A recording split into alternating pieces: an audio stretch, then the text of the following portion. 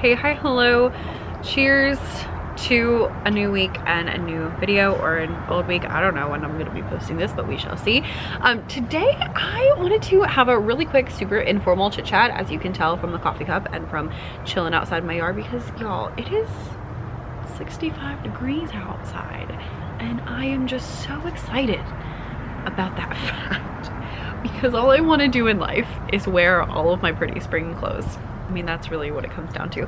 But I wanted to have a really quick, chill, informal chit chat and talk about when you should push yourself harder and when you should rest.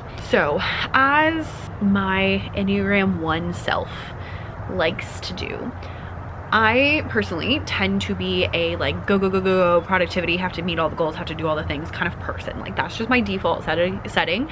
I know that not everyone's like that. I can't really imagine not being like that, because that's just how I am. Like, my brain is like, let's do this, let's do this, let's do this. And so I tend to be like that, like super productivity crazy person. That has in the past gotten me into trouble sometimes when I started to get really tired, or I started to get really stressed, and I just kept going anyway and ended up in a very close situation to burnout. The worst being the spring of 2022. Spring of 2023 was pretty rough as well. It's always the spring. It was pretty rough then as well, but to be honest, by the time we got to that point, even though a lot of craziness was happening, like the school, you know, catching on fire and things, busing the children to another school to try to teach 14 classes in the gym at the same time was really not fun. But I knew I was getting a new job at that point, so it was like, I can deal with this. The year before that, the 2022 spring, was when things were really, really rough. And I learned from that, you know, you actually sometimes do need to not be productive all of the time. However, I often get questions from other people who maybe have the inclination on the other side and maybe don't work as much as they want to, about like how to get motivated. And so as I have gone about like the last 2 years essentially really thinking through and really working on my balance and getting my life situated, I've thought a lot and done a lot and experimented a lot on kind of like when you need to push and when you need to chill. And that's what I want to talk about today. And really the reason I want to talk about this is because this week I felt terrible. It coincided with running out of allergy pills. Allergy season is full-fledged here. Like, everything's yellow. And I ran out of allergy pills for a few days. At the same time, I got really sick. I was like, man, my allergies are really terrible. It's never been this bad before. Then a couple days later, husband started complaining about all the same problems that I have, and he doesn't have allergies. So I was like, oh, I was probably actually sick. And the reason that, you know, has sparked something in me is kind of dual things. So one is I did so much stuff that I wouldn't have done if I'd known I was sick. That was one. Like, I pushed myself pretty hard. Probably didn't need to. Number two is, on the flip side of that, I pushed myself really hard Monday and like Sunday. But on the flip side of that, all I've wanted to do is sleep. And so I have had the hardest time with my morning routine, because I can't get up on time, or I get up, I come downstairs, eat breakfast, and fall asleep on the couch. Like, I'm falling asleep on the couch at 8 o'clock in the afternoon, evening. Like, I cannot stay awake because I'm so tired. And so I was really thinking through this, because I like to kind of review my weeks. And you know, it was like, yeah, well, I was really tired, and so I missed my morning routines. I only worked out twice this week instead of 3 times, and so like I have those different things. But also, it's because I was sick. Like, so when do you say, hey, I need to get my butt in gear and get to work, and when do you say, oh, I need some grace, I need to go to sleep? Like, and that's why this is top of mind today. So I scribbled down a few notes that I wanted to mention as we go through. I will say now, and probably at the end again, the most important thing though is to know yourself and know kind of your natural tendencies. What do you tend to do when you're stressed? What do you tend to do when you're feeling lazy? You know, are you someone who needs to work more, or are you someone who actually needs to like be intentional about breaking.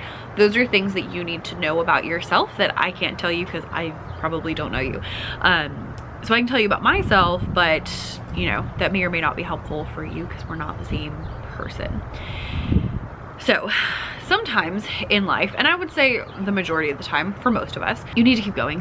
When I get home and I'm like, oh, I don't want to do this, I don't feel like it, I just need to keep going. I just need to do the work, and I need to, you know, get out of bed on time, and I need to do the things that I need to do so that I can hit my goals.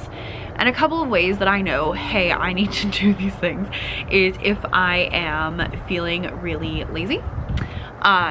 So I'm just like, ugh, I don't want to.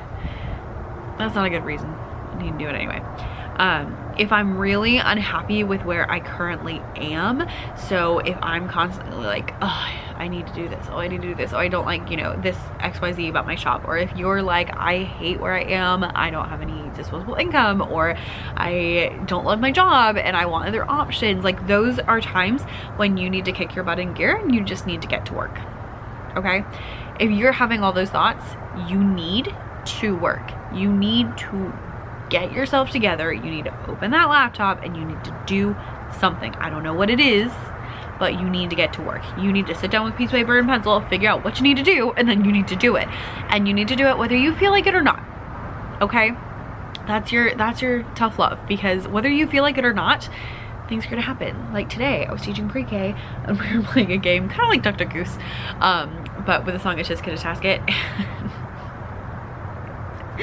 This boy sat in the wrong spot, and so the other kid tagged him, and so he had to go sit in the middle because, you know, he was out. And the kid next to him goes, no, it was a timeout. I was like, no, sweetie, it's not a timeout. He said, no, it's a timeout. He didn't want to keep playing. I could tell.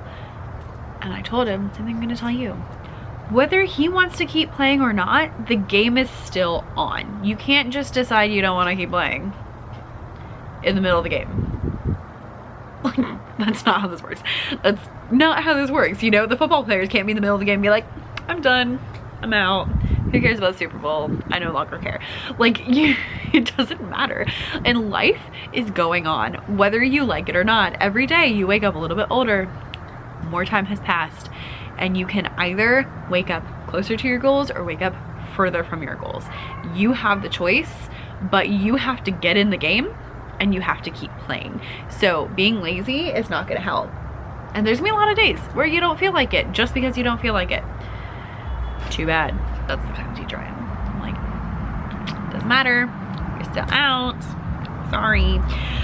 The next thing is, yeah, so if you're unhappy with who you are, and if you're not hitting your goals, if you're like, I want to do this thing, I want to do this thing, I want to do this thing, and you're never doing that thing, you need to get over yourself and do it. And that might be something small, like a little project. Like, I really needed to make an email funnel for one of my courses. Like, I just needed, like, I had the freebie, I was getting people on the email list, I had the course, I needed to connect them and have emails sent that were like, hey, come buy my course, so that people will buy the course. I avoided it for months. It's been on my to-do list for months. And the other day I sat down and I got it all done in like an hour. Like, there was no reason. There's no reason to avoid all that. It was really ridiculous. But because I was, you know, procrastinating, putting it off, I wasn't hitting that little goal, which then in turn means that, like, my courses are not hitting the income goal that I want them to hit. So you might feel that on other, you know, in other places in your life. If you are not doing the work, you're not making the products, you're not gonna move forward. That's just how it is. So if you're feeling lazy, if you are unhappy with where you are, or if you're not hitting your goals over and over and over again, those are 3 signs that you need to push yourself harder and you need to get your butt in gear and you need to do some work. Okay? Okay. Got it, Nyla? Good. Now, sometimes you do need to chill. And so let's talk about a couple times when you might need to chill. Number 1 is a big one for me because, again, I teach elementary music, and that is when you are overstimulated. There were many times that I felt this, that I did not understand what that word meant, and I didn't know that this was the problem. When there is just a lot going on, sometimes it is very stressful and it's too much noise and it's too much going on and it's not not happening. I personally have this problem a lot, probably because I teach elementary music. I don't have it as bad now as I used to, partially because I know about it now, partially because my class is like super organized and chill. One of my 5th graders the other day was like, your class is really calm, which is surprising because we like use the parachute and use the big drums and play, you know, Duck Duck Goose games. And so, but like, it's very structured, and the default is, you know, we do an activity and that is calm, and I like that calm. So, you know, do what you can. But if you are feeling overstimulated, like there's just so much going on, mine, it feels like I am out of my mind.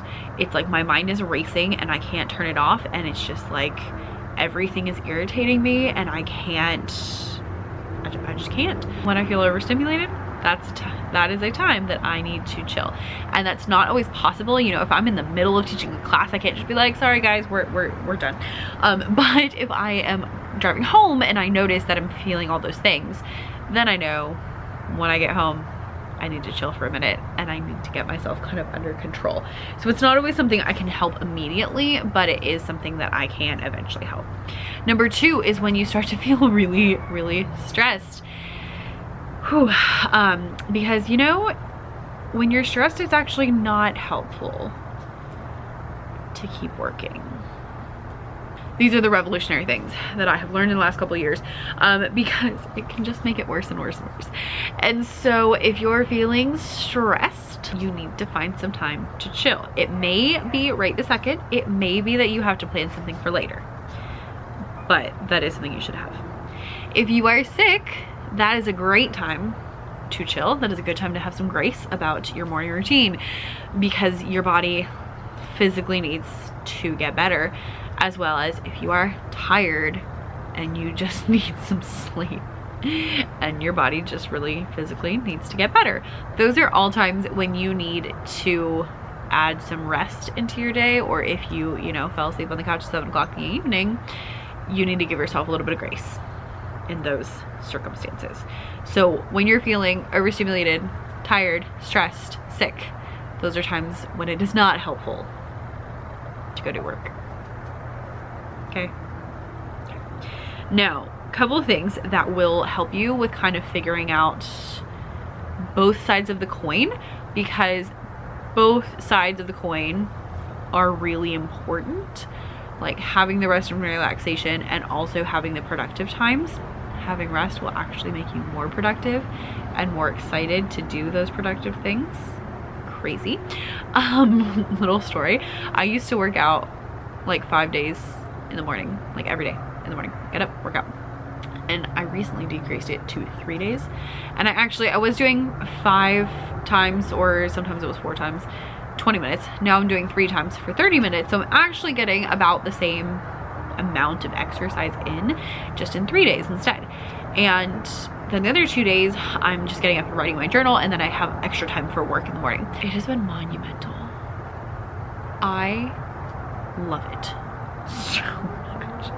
It feels like the biggest gift in the world to be like, I don't have to work out this morning. And the thing I wasn't expecting is I wasn't expecting to be more interested in working out. I was worried that if I decreased it, that I was gonna be like, I'm just not ever gonna do it, because I thought I needed that momentum. But turns out I needed some rest, because now I'm like, oh yeah, sure, we can do a workout, no big deal. Whereas before I was like, I don't want to do a workout, I have to do a workout. Like, it was a whole big thing. And so having those rest days has made it so much more pleasurable to do the workouts. So, you know, having some time planned is gonna be helpful. So have scheduled times for your breaks and for your rest.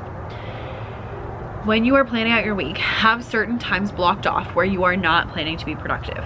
I have this in my like ideal week. I'll link a video down below about how you make your ideal week. But basically I have like, on any given week, I kind of want this to be what I do.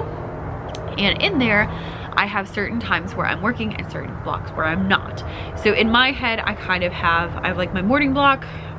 I'm at school for a really long time, and then I come home and I have like afternoon, and then I have like evening. So basically like afternoon, dinner, and then evening, and that's kind of how I think of it. So I have potentially 3 work blocks: morning, afternoon, evening, and I try to only work in 2. So morning and evening is usually what I do. But on days that I film, I'll usually do morning and afternoon, and then I take the evening off. And so those are things I have built in there of like, I'm not gonna work this day and I'm not gonna work this day or at this time, so that I actually do have some time to not work.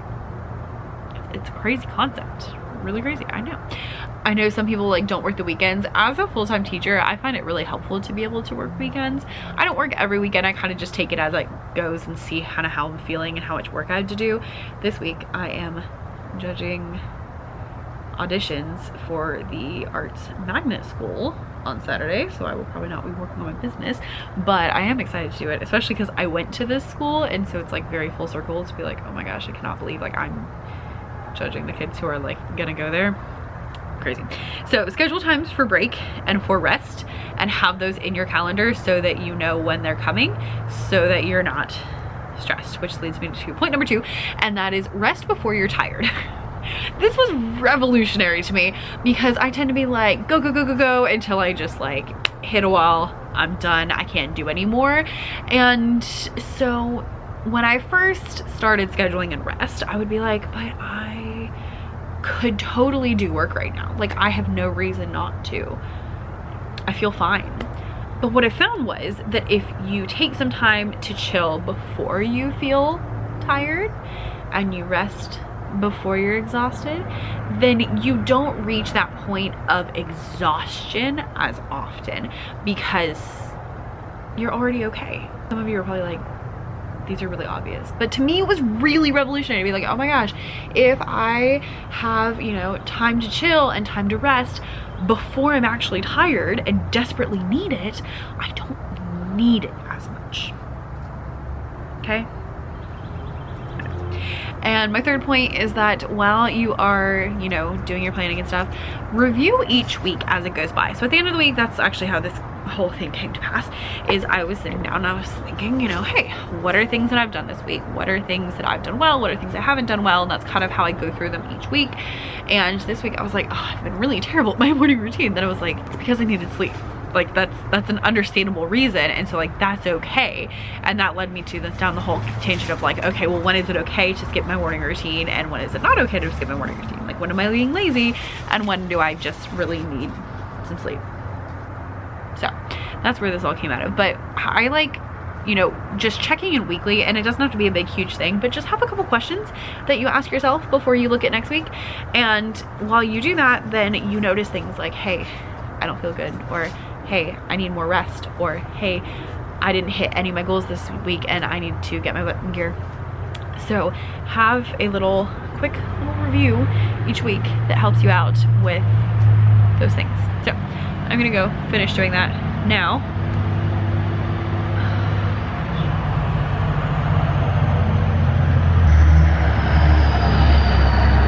One day I'm gonna live on the marsh and there's not gonna be any road behind me, and we're gonna have more space, and there won't be literally really loud noisy trucks going by while I'm trying to film things.